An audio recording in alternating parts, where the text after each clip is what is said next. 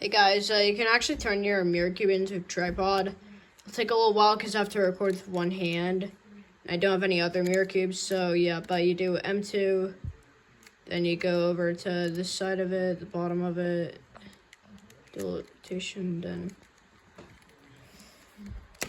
I'm gonna record with my left hand because I'm right-handed.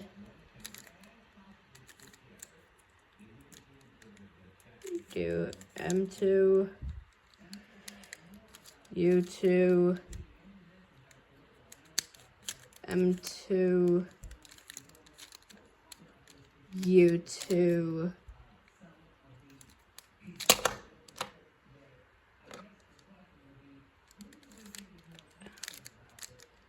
and you have a stable tripod, stable at the bottom.